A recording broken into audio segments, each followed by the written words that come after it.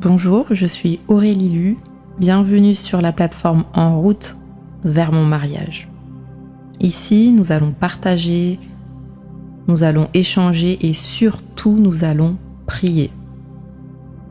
Nous croyons que Jésus-Christ est mort et est ressuscité le 3e jour. On utilisera la Bible et des textes de base pour nous permettre d'appuyer nos sujets d'échange et de prière. Et si vous ne croyez pas ou vous n'êtes pas encore convaincu par cela, vous êtes tout de même le ou la bienvenue.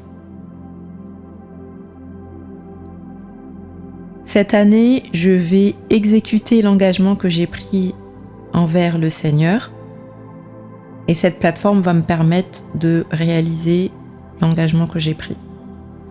Donc là, nous sommes en janvier 2025 et permettez-moi de vous tutoyer pour des raisons de simplicité et pour nous permettre d'être encore plus ensemble, plus en communion et plus à l'aise dans la prière. J'ai été dans une impasse pendant un moment pour trouver mon conjoint. J'aime plutôt dire pour me laisser trouver par mon mari. J'avais vécu le rejet, l'humiliation, un mariage préparé, financé, bien organisé et ficelé et annulé. Avorté même, 6 jours avant le mariage civil. Le jour finalement de la rencontre des familles. Quelle honte. J'étais dévastée, triste, humiliée. J'ai cherché la face de Dieu durant 1 année. Avant ça, c'est vrai que j'ai beaucoup pleuré. J'ai prié, mais c'était plus des supplications. C'était des prières de tristesse. Et suite à cela, le Seigneur a mis sur mon chemin 2 personnes qui ne se connaissaient pas.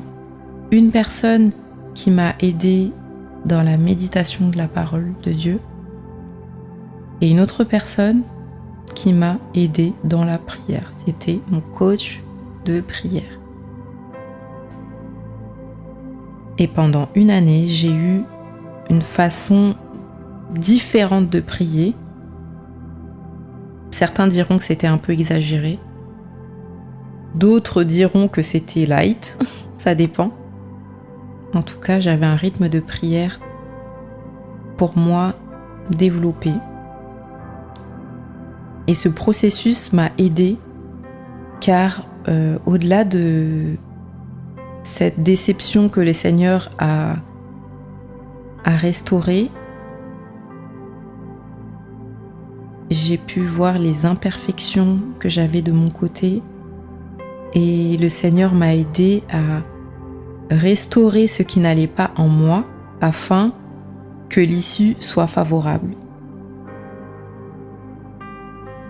Mon mari est ensuite venu à moi et quelques mois après, mon statut avait changé. J'étais mariée. Cette année, ici, nous allons prier.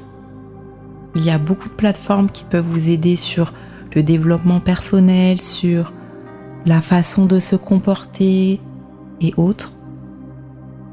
Moi, j'ai décidé d'appliquer ce que le Seigneur m'a mis à cœur, c'est d'aider dans la prière.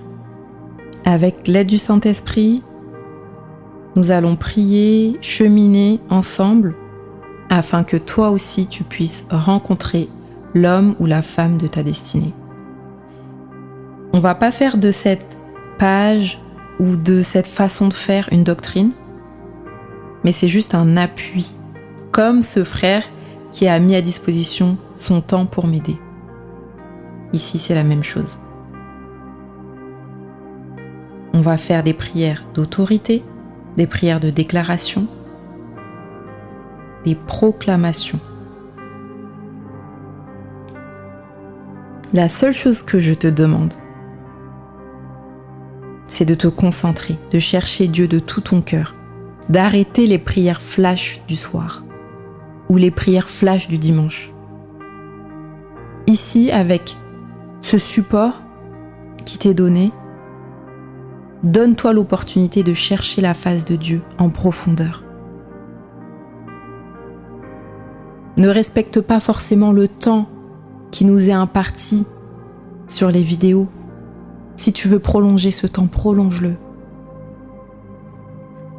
La recherche de ton conjoint ou la rencontre avec ton futur mari, celui que Dieu a prévu pour toi, doit être l'un des sujets extrêmement importants de ta vie, surtout quand ça bloque. Parce que si on réfléchit bien, c'est la plus grande décision de la vie. Même si tu avais pris une excellente trajectoire dans la vie professionnelle, même si tu as un super positionnement dans ta grande famille ou même dans ton ministère, le fait d'échouer dans la rencontre de son conjoint ou dans son mariage, ça peut ruiner tous ses efforts et ruiner toute une vie. Alors, je pense qu'on doit fournir des efforts conséquents et prier pour que le Seigneur mette à nos côtés la personne qu'il a choisie pour notre destinée. La parole de Dieu nous dit dans Éphésiens 5, 31 à 33, « C'est pourquoi l'homme quittera son père et sa mère, s'attachera à sa femme, et les deux deviendront une seule chair. » Ce mystère est grand. Je dis cela par rapport à Christ et à l'Église. Du reste, que chacun de vous aime sa femme comme lui-même et que la femme respecte son mari. Ne sois pas gêné de prendre ce sujet à cœur, de prendre ce sujet au sérieux. C'est ta vie.